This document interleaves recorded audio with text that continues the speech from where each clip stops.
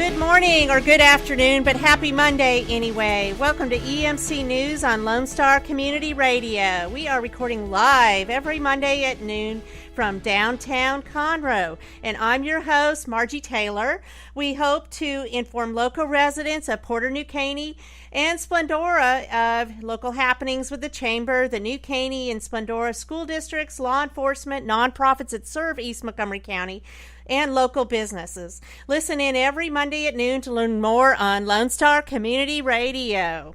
Today, we welcome Maria Jordan of the Texas Familias Council and a new program that she's developing comprised of local leaders in East Montgomery County to strengthen collaborations with schools, law enforcement, and nonprofits.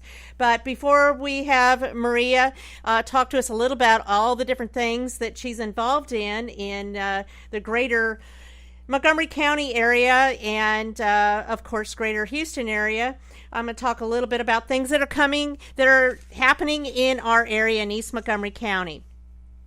Meet the new teacher at all the elementary schools in Splendora happens tomorrow. And I know we're all excited because next Monday, school starts for the greater Montgomery County area, a lot of Houston schools. And so you want to come meet the new teacher tomorrow in Splendora Elementary Schools from 6 to 7:30. The junior high in Splendora will have their own meet and greet with the teacher this Thursday, August 18th, from 6 to 7:30. Back to school immunizations are still available at the MCED building from 9:30 to 1:30 on two additional dates. One is tomorrow and the next one is August 30th. Be sure that you get those immunizations so you'll be ready to get back to school. And to get these free immunizations, you must be on Medicaid and be accompanied by a parent. You can skate at the Splendora ISD Skate Center every Tuesday for $4 with a donation of 2 non-perishable items for the Montgomery County Food Bank. That sounds like fun. Splendora High School football game will have their first game this Friday on the new field. They are now in the 5A division, and the kickoff will be at 6:30 at Wildcat Stadium. New Caney's first game will be against Livingston the following Friday, August 26th, with kickoff at 7 p.m. I can't wait to see the new stadium at Splendora. They've worked all summer on that, and now that they've gone from 4A to 5A, they had to change and renovate a lot of things, whether it was the concessions, the restrooms, the bleachers. They even have AstroTurf there. So that will be exciting, and again, that's this Friday. The City of Roman Forest Police Department is working on a collaboration with the East Montgomery County Fire Department to have a 13,000 square foot multi-purpose facility to function as a police station and fire station. This would enable better access for the fire department during critical times, such as the last couple of floodings we had, the end of April and in May. A lot of the flooding took place towards Peach Creek, and the fire department had lots of issues being able to access to help residents. The estimated cost is about $3.5 million, and both departments, the police department and the fire department, would split the cost of $4,800 for a grant writer. Sign up to be a volunteer at any of the local schools. They always need volunteers year-round, but now is a great time to start planning as you're getting ready for that whole back-to-school seasons to get involved. Whether you have a student attending the schools, or you're a business owner, or you're just somebody looking to find some way to connect in the community. Go to the main offices at both Splendora ISD and New Caney ISD and fill out an application. They both have volunteer applications available on their websites, and it takes generally about 2 weeks to get approved. So that's something you can put on your to-do list. And as we talked about last week, Splendora ISD recently appointed Dr. Michael Say as the interim superintendent. He has 20 years with Humble ISD. He was interim at LaPorte ISD, and he has experience working with new developments and facilitating bonds. We look forward to learning more about Dr. Michael Say. Precinct 4 Justice of the Peace, James Metz, along with Constable Rowdy Hayden, are still doing their 8th annual school supply drive. If you want to get involved in this and make a donation, whether it's supplies for school or a monetary donation, you can contact Judge James Metz by calling 281-577-8970 for more additional information. And again, school starts Monday, so start getting ready. Watch out for the school buses. This is there'll probably be a lot of high traffic towards the schools because parents will be taking a lot of their kids inside the classrooms to make them familiar with their new surroundings and new teachers. And then the buses will be out, so be vigilant. Some upcoming calendar dates. August 16th, again, is Meet the Teachers at your elementary school in Splendora. So that is tomorrow. The 17th, which is Wednesday, Breakfast Connections at Kingwood Medical Center starting at 8 a.m. The breakfast is free to anyone who wants to attend and share information about their business. The 18th, which is this Thursday, the Greater East Montgomery County Chamber will host Thirsty Thursday at the Longhorn Steakhouse on Highway 59 in Humble from 4:30 to 6:30. Appetizers are free and drinks are happy hour pricing. And the other thing I wanted to mention is, you remember probably when we had Pam Dixon on here from Mission Northeast. Well, they are also in the running and one of 5 contestants still to possibly win $25,000 from Texas Plus Champions. Now, this is through the Greater Houston area. And last year, Pam Dixon, the executive director from Mission Northeast, did win the $25,000 because people voted for her. Can you imagine what a nonprofit can do with $25,000? Of course. So what you need to do is you need to go on their site, TexanPlusChampions.com, and vote for her assistant, Kathy Martin, so that they can again win $25,000. Your vote does count and matter. October 1st, big event in East Montgomery County, the Sawmill Festival. And you will be hearing more about that in shows the ends of this month, the next 2 weeks, and also the end of September. But that is a big deal. They're going to have an axe throwing competition, a lumberjack competition, tractor races, live entertainment, music, vendors, lots of stuff going on. And you will hear all the details here on Lone Star Community Radio. Again, that's October 1st. It'll be 10 a.m. to 10 p.m. Looking for volunteers, looking for vendors. There's going to be a kids zone. If you want more information, go to TexasSawmillFestival.com to find out how you can get connected. EMC News is an hour-long talk show, Mondays from noon to 1, all about what's happening in East Montgomery County. We will be right back and hear from Maria Jordan. Thanks for listening. I'm Margie Taylor, EMC News.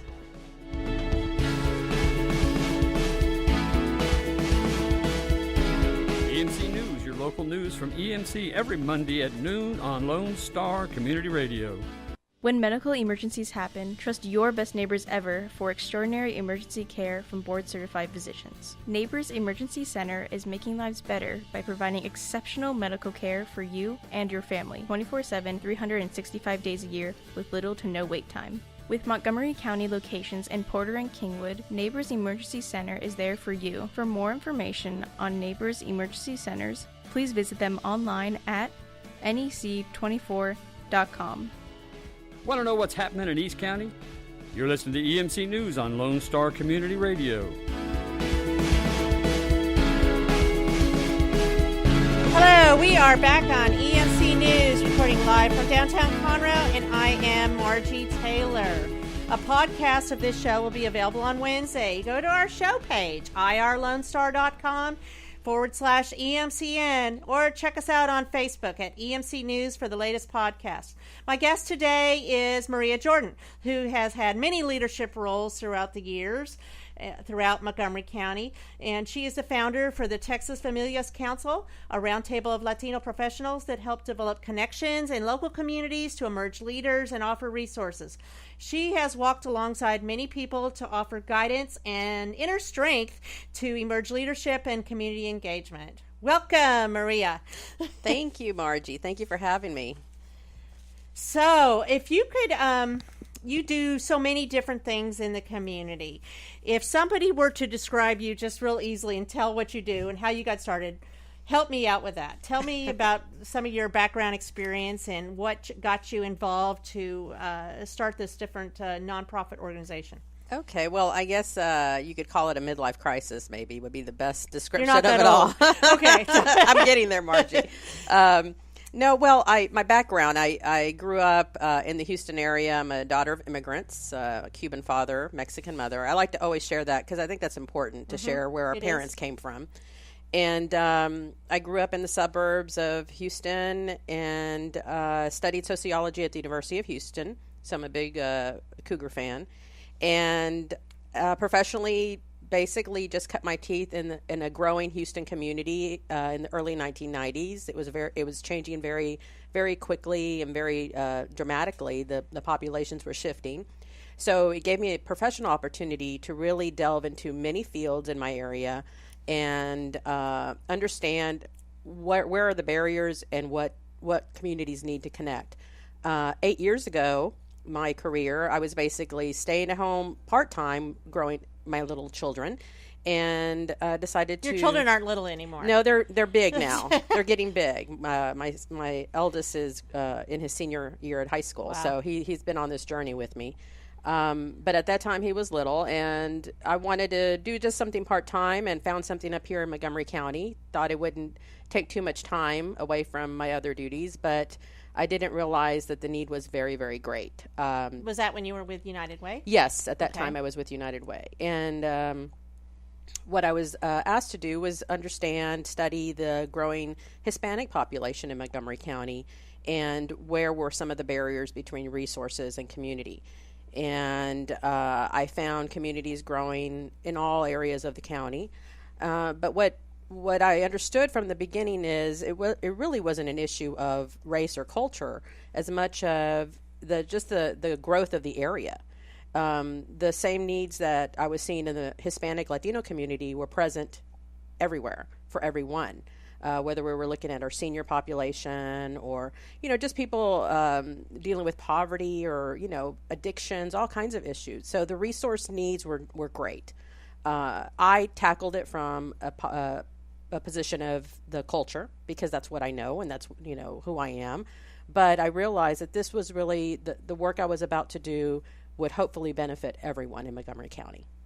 And that's how I met you. Yes. I believe I was with Montgomery County Youth Services at the time. You sure were. And that was in 2008, I believe. Could be. Yeah.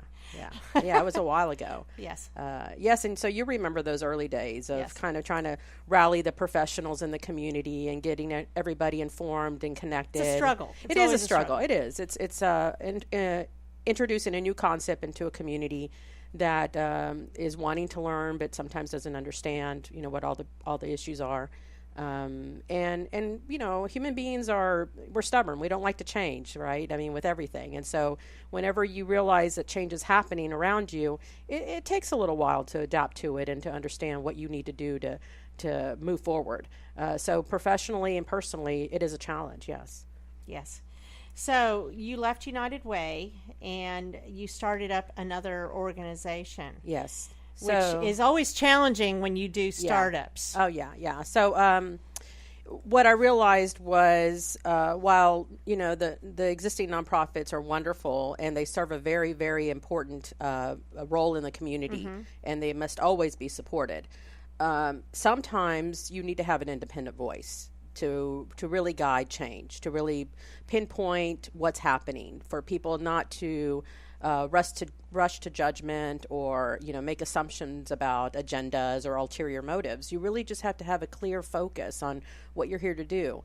And so at that time, that was what I felt Montgomery County needed and that I needed to provide. And so it became very much a spiritual mission for me at that point. I I always tell people I don't take any money for what I do. And so I'm not a nonprofit in the traditional sense. I'm a no profit. Absolutely. Just ask my husband. I mean, Okay. he'll tell you about that. But you spend a lot of time doing what you do and Yes. gathering resources and getting a lot of community leaders involved as well. Absolutely. What this has taught me professionally, and I hope I don't step on any toes in my for my nonprofit peers out there, but what this endeavor has taught me professionally and personally is the amount of resources and assets already there, already within our families and within our communities. We just sometimes lose focus that they're there. We don't know how to utilize them. We don't know how to make them stretch properly. We forget that every human being comes with an enormous amount of gifts and talents, and we just need to open avenues for those contributions. So when people ask me, which they often do, how do you do what you do with so little? I just have to point to the community. I guess I become a conduit, or a catalyst, or whatever you want to call me. But I look at the broader picture and then try to find how I can connect existing resources and make something good happen. And then you drill down. And Yes. that's what I know you to do. Yeah. And that is your strength. So you work with developing and exploring the strengths within different communities. Yes. And let those leaders emerge with their gifts that they have that, like you said, you forget that you have, and you Yes. forget you have those resources. So you extrapolate what those resources are within their own realm of connections and exploit them, per se. Yes. Let them go, aha, Yes. I didn't know I could do that. Yes. So that's the gift you have, and that's kind of the big picture of what you do, right? Yes, I mean, and I think that when you take on a role like that, you have to be very clear personally what your values are, what your vision is, what you're there to do, because there is a lot of pressure to fold into other agendas, or politics is always present in everything, and so you have to be very clear about where you're headed and take very, very seriously the trust of the people you're serving. So I do that. For me, the trust of the community I serve is paramount to what I do. So you have a lot of different initiatives that you've had and different projects. And I believe the first one was the Deerwood community. Yes. And actually, you were Yes. in on that in the very beginning. That was way back, one of my first initiatives that we started in 2009. The Deerwood community is the oldest Hispanic Latino enclave in Montgomery County that I've been able to find. So it dates back, about 35 years or so. So these are some of the first families that made Montgomery County And their where home. exactly is that? And that's near Cut and Shoot, so right off of 105. Kind of Grangerland, It's too. Grangerland, so it's right on the border of East Montgomery County, and actually the community is half of the community, more than half of the community attends CISD schools, and a portion of the students go to Splendora ISD. So it's very much right on the border. And if you know the local Latino Hispanic community in Conroe or Willis, or really all around Montgomery County, a lot of these second generation that are now young adults, 30 years and under, can trace their roots back to the Deerwood community. So a lot of them were born or raised in that community and now have moved on and are wonderful members of our community in Montgomery County. So I found that community of Deerwood was a wonderful place to begin this work, to begin to identify where were those voices of leadership in that community. And what we discovered after a year-long process of meetings and surveys and just getting to know and building trust with the residents was that we had an amazing pool of families and people that were just holding their community together with nothing. They had a little community center that the Conroe ISD, Rod Chavez with Conroe ISD had helped attain for the community years earlier. But they didn't know how to connect with resources or how to use, communicate even with outside resources. They weren't aware who exactly their fire department was. I mean, something very basic. So we came in and helped them develop their sense of identity and validate that, and also help them reach their priorities. So it wasn't our priorities. It wasn't what we were telling them to do. It was, we were simply receiving what the community was asking for. listening. We were listening.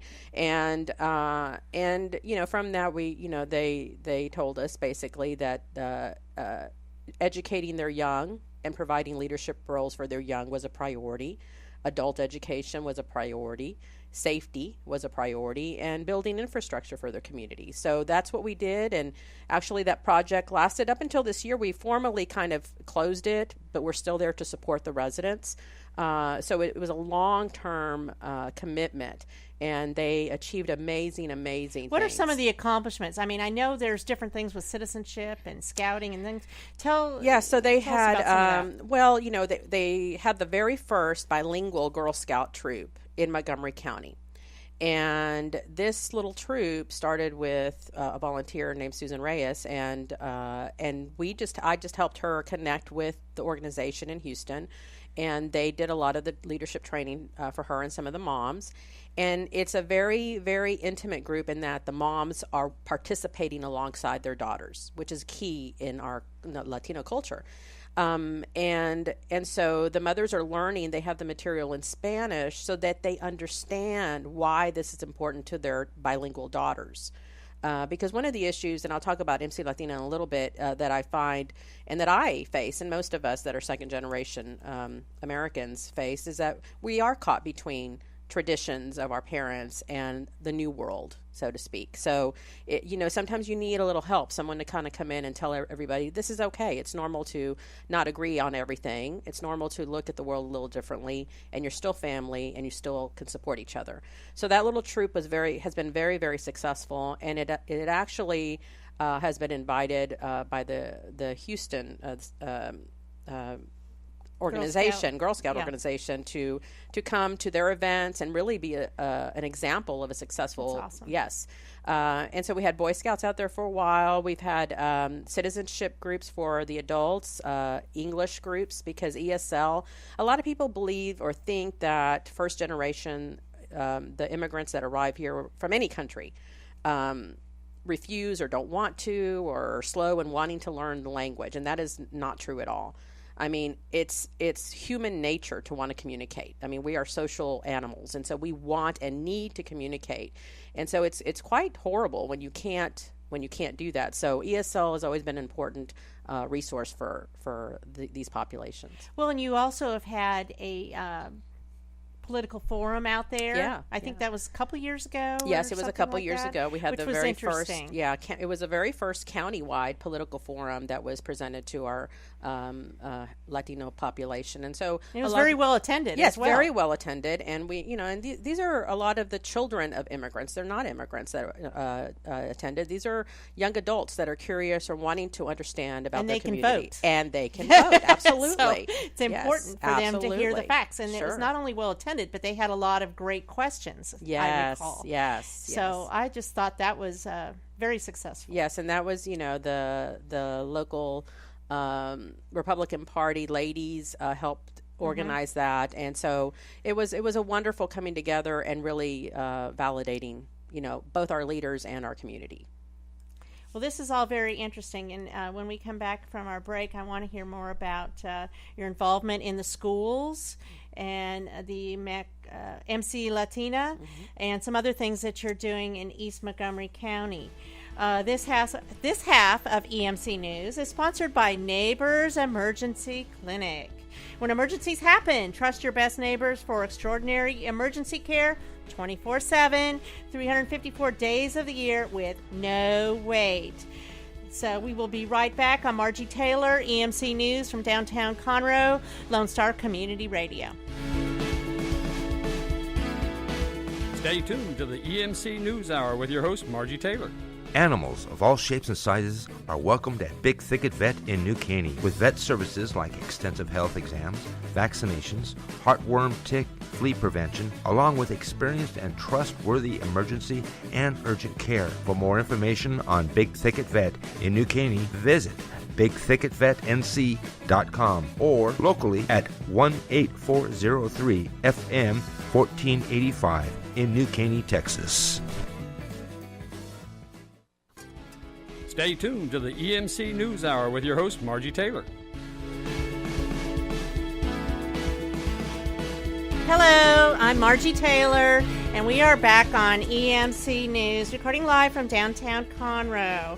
Well, we're always looking for sponsors, too, and guests, so if you're interested in connecting on the show, you can give me a call at 936-828-6881, or you can go to irlonestar.com/EMCN for additional information. We are back here with Maria Jordan, who is telling us about her engagement with the community and how to emerge leadership and provide leaders for a lot of the Latino communities and some other things that she does. I mean, she's connected with the schools and starting project in East Montgomery County. And so back at you, Maria. Tell me a little bit about what you've done with like Conroe High School, Caney Creek, and I don't know what you're doing in East County, but what are some of the involvement as far as the high schools? Well, the schools are obviously fundamental to the community. I mean, that's where our children are learning, but that's also where our parents are learning to connect with their communities. So for someone like me, it's very, very beneficial to have those partnerships with local school districts. I've had a long running partnership with Conroe ISD and their Newcomer Center. I've worked alongside their staff for many, many years. And in addition to working in grassroots efforts like Deerwood that we were mentioning, it's important to also look at what is it our youth are needing. And one of the things we've identified in 2012, there had been a study that was done on young women, daughters of immigrants, and that a lot of times they struggle with depression. There are suicidal tendencies in some, and young Latina girls especially struggle with these things if they don't have a strong family foundation. So I launched MCLatina, which means Montgomery County Latina, and it is an effort that helps guide family life, because that's very, very important. Professions, understand what you want to do and how to get there, and leadership, and when I'm talking about leadership, I don't mean just running for, political office. That's not for everyone. I'm talking about being a leader in your family, being a leader in your community. There's different stages of absolutely. leadership. At your workplace, anywhere. Yes, absolutely. So really finding your voice, and knowing how, you can serve. So, from that initiative, we had a conference I worked closely with Lone Star college system, and so the Montgomery campus and the Kingwood campus. We've had symposiums and conferences there where we invite the local schools and their personnel to come. And in 2012, we had the first Young Women's Conference and invited high school students from Spring ISD, Conroe ISD to attend, and we presented basically women, accomplished women, to share their stories and, to help motivate and inspire young women of every background.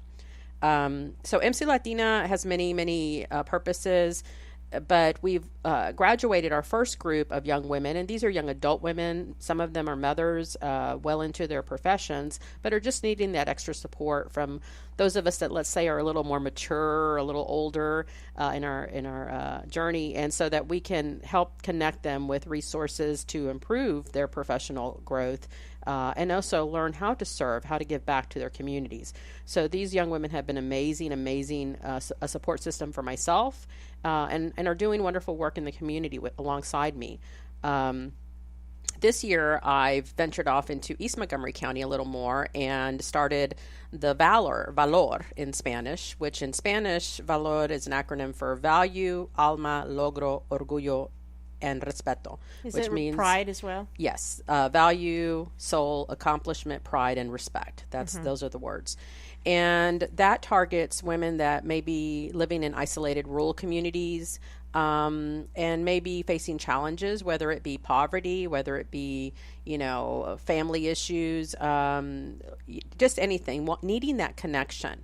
Because what's the common thread through all of my initiatives, all my work, is connection. Connection between generations, connection between cultures, between systems that are sometimes very inflexible.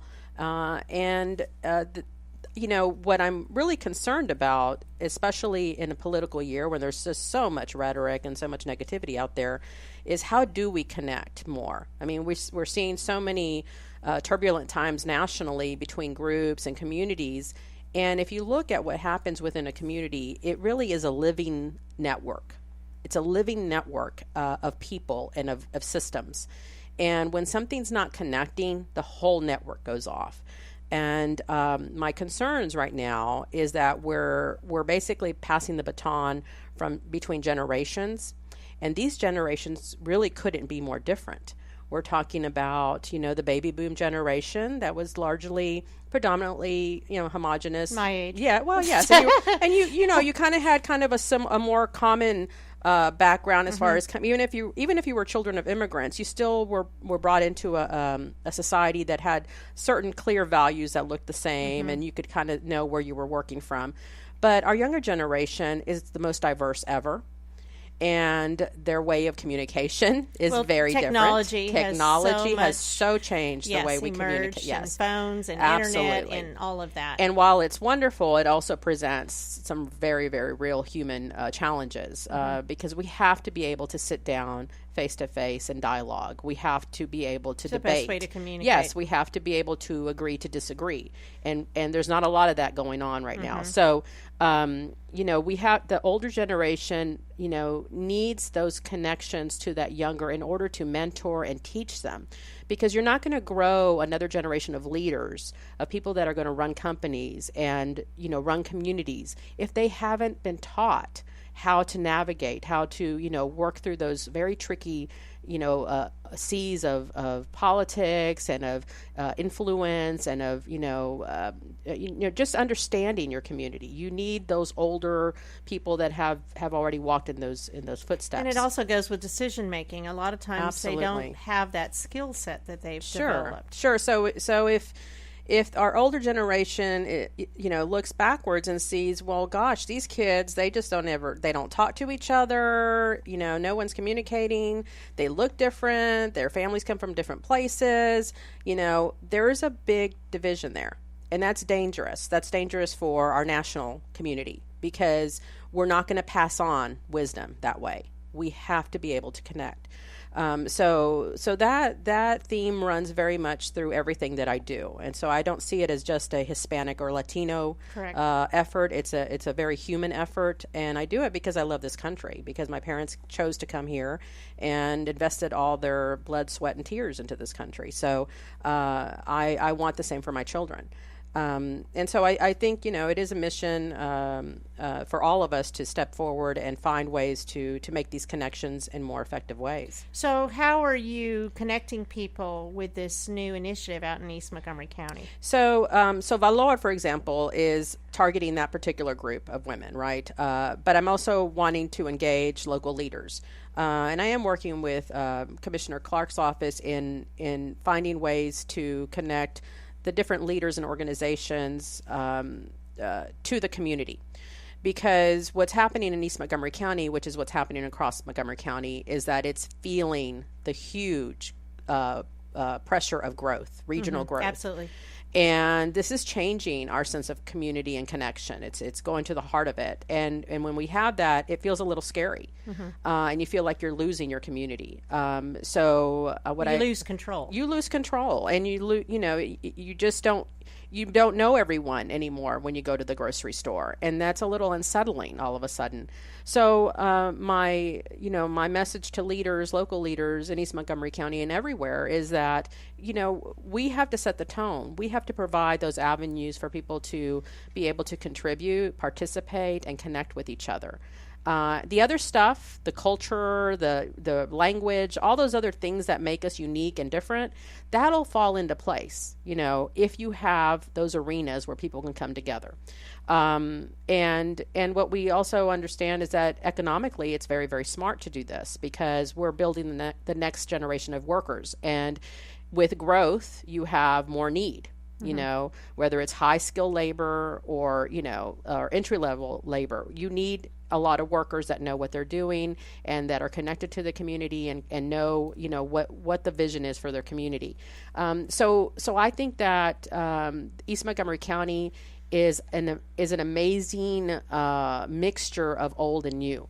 It is. It is, right? And so it can be a little unsettling if you're not ready for it, but it's actually very fascinating to me. And I think there's huge growth out there. Yes, a right lot. now, especially now with the new 99 going through, and all the development in Valley Ranch and bringing new industries and things like that. Absolutely. And so I think that, I'm a member of the Montgomery County Historical Commission, and I strongly believe that preserving those stories and preserving our past is important to the future. But we also have to, let go of some of it for the future. We have to let the young come in and be able to say, okay, I know how you got to this point, and I value that. Where can we move forward? And so it's really doing work on both sides, across generations. And so East Montgomery County really provides that foundation of building those connections. And I think it's as simple as really just connecting those people, finding opportunities, like I said, and that's why I do appreciate what you're doing with this show, because it's providing a new avenue of communication. It's getting information out, and that's growing, and that is exactly the intent. Absolutely, of having and another outlet. people need to hear voices and different points of view, and understand what's happening, and where we're going with this, so that they can start planning and they can start making decisions on their own, and not feel like those decisions are being made for them. So you have, I'm assuming, some kind of group, a roundtable or something that you are a part of out in East Montgomery County, and this is established. What if somebody wanted to support you or get involved in this? What would they do?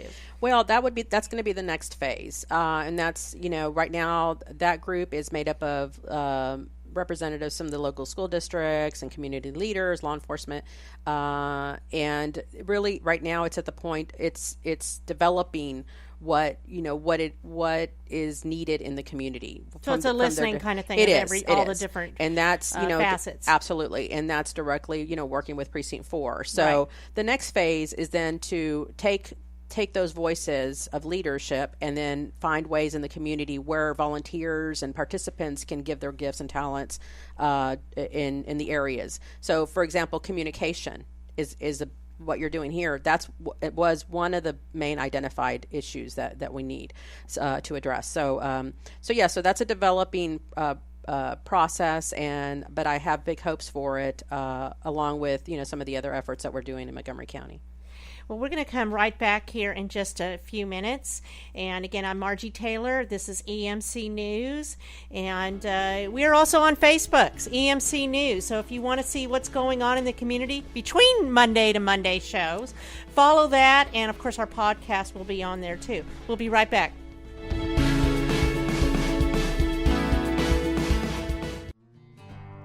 I know you know this already, but most of the shows on Lone Star Community Radio are available in podcast format. If you want to keep up with the latest shows, just subscribe to our YouTube channel, Lone Star Community Radio, and our website at irlonestar.com. You can even follow us on SoundCloud and Twitter to see the latest posts from Lone Star Community Radio. Can't find a show? Then just search for it on irlonestar.com in the search bar to the top right of every page. Or just contact us on irlonestar.com/contact us with your questions, demands, sponsorships, anything. Lone Star Community Radio is your Montgomery County community radio station. Check out EMC News on Facebook. Like us to see more about coming shows and guests. Hello, we're back on EMC News, and I'm Margie Taylor. I am here at the table in downtown Conroe at Lone Star Community Radio with Maria Jordan. And she has been involved with the Latino community for over 8 years, and has a new initiative that she is starting out in East Montgomery County.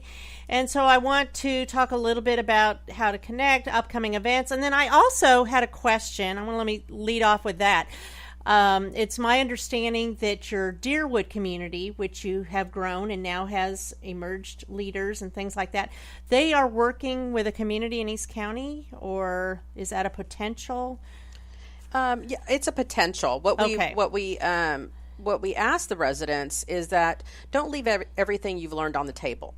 Share it. Use it. connect it. Use it or lose it, like there's my other Spanish. Absolutely. There are other there are other communities that are way behind where you are. You've been here for 35 years. You know the community. Your children are grown now, but there are young communities all over that could benefit from from the knowledge you've gained. So connect, and so that would be ideal in my world, is to see these different communities across cultures and race. Be able to share with each other what they're learning, pass it on, and make it work. And it's going to look different. Right. And that's what I always tell people, leaders and residents, is every community is unique and different, and that's good. We want that, but we want people to be able to find ways to use their creativity and to find resources for needs that are present. So you have some things coming down the pipeline, some events and different ways people connect with you. What do you have upcoming that you're involved with? Okay, well, this year we did a Young Women's Conference at Caney Creek High School, which was very, very successful, and it was over 300 young girls, 11th and 12th graders, and that was to inspire and connect the young women with, mature women and find avenues. So we're hoping to maybe do another one of those. I don't know if it'll be at a local high school or what, but I'm looking in the new year of maybe doing another conference for young women. But in the immediate future, launching the Texas Hope Consortium. And that is meant to help outreach professionals engage, which is the acronym HOPE. And we're going to be meeting at the Lone Star Family Health Center once a quarter. And I'm inviting professionals from East Montgomery County, from all over, to join and to listen to some of the stories from the field. I have a committee of 8 that works with me on a lot of these projects, and they're going to be sharing some of their stories and engaging these different populations and finding ways to utilize our resources more effectively. What is the date on that? That is going to be September 15th, and they can contact me personally. I am asking for RSVPs so I can have an approximate head count. And again, that is for resource professionals that are either in the area or serving Montgomery County. Aside from that, I'm just continuing to do the work that I do out in the field and with leaders and organizations that will have me. And just some people may not want me, but I'm around. But the truth is this is an interesting year with everything happening politically and changes and, some of, people feeling a little unsettled. I think it's a wonderful time for, people to share and find ways to communicate, about the things that they really, really value. What is it that they see for their families and their communities, going forward? Where can their voice make a difference? So I think that the Hope Consortium is helping those professionals that serve the community engage and, continue to encourage generations to connect. And, civic engagement is very, very important. So if somebody wanted to find out more information about the different things that you're involved with, they can call you directly. Sure. My number is 832-527-7251. And you can also look on our website, which is www.texaslatinoleadership.com. Or Facebook. I try Facebook. Yes, I know. I people used to get on to me all the time for not being on Facebook. It's and now, a source. Now I am on there all the time because I just want to share with people what I'm doing. Right. People sometimes are curious or they don't understand or, so I just want them to know. It's social. It gets people engaged. Yes, I want them to know. And it's relative to the moment of what's happening. Absolutely. And that's the fun thing about it. So Facebook is definitely a good place, and you can always send me a message. And what is that? The Texas Familias Council. Texas Familias Council. Yes. And so anyway, I like I said, I'm a hopeful, optimistic person. I think that with all the issues that we are facing as a community, whether in East Montgomery County and beyond, there are solutions there. We just have to come together on it. We have to find better ways to communicate and connect, and not be afraid. I mean, I think fear is a horrible paralysis. I mean, I think what I see when I work with any community, whether it be African American, Latino, or our older populations, I see the beauty. I see amazing gifts and vision for this country, and it makes me fall in love with the community and our nation all over again. So I wish everyone had that experience, and it really is a matter of getting out there. Well, you're a very positive person. I didn't know how long it was. I know I worked for youth services from 2005 to 2010, and somewhere in there I met you and have followed you for a period of time. But what do you need from us? What do you need from the community? How can we help you in your endeavors? Well, because I don't offer a direct service to the open community, I'm very much in policy building locally and in finding those gaps where I need to. My challenge to Montgomery County is just to look at where those opportunities are. You could follow someone like me or other people in the community that are doing things, and certainly reach out and say, is there something I can do? And I will certainly let you know. But through your churches, through your leaders, make those connections and understand that we're going to be okay. We just need to connect a little better. And I think that Montgomery County has an amazing, limitless potential. I think this is going to be an extraordinary place in the future. We have wonderful things to come. Absolutely.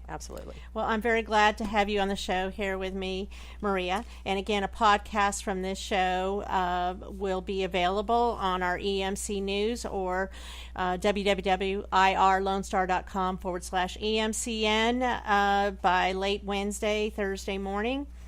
And so this half of today's show is sponsored by Big Thicket Veterinary Clinic in New Caney, and they take care of your big animals, your small animals, all animals, and they will even pay house calls. So next Monday, August 22nd, again when school starts, we welcome Mayor Leah Tarrant of Patton Village and Sergeant Jim Slack from Precinct 4 Constable's Office. Thank you for listening. Tune in next Monday and check us out on Facebook at EMC News. I'm Margie Taylor.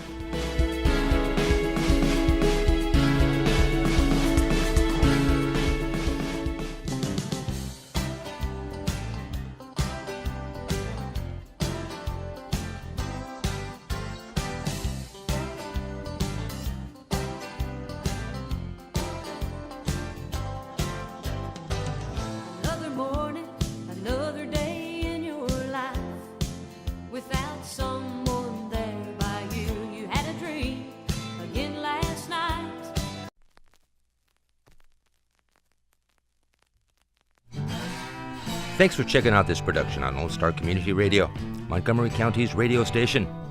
For more information on this show and other shows on Lone Star, check us out online at irlonestar.com.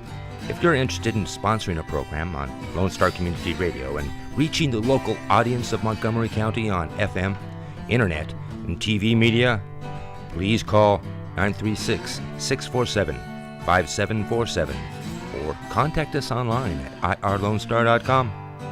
This recording is a Lone Star Community Radio production, produced by the show host and Dick Schisler of Lone Star Community Radio. Interested in volunteering as a music DJ or starting your own talk show? Contact Dick Schisler at dick@irlonestar.com or by phone at 936-647-5747.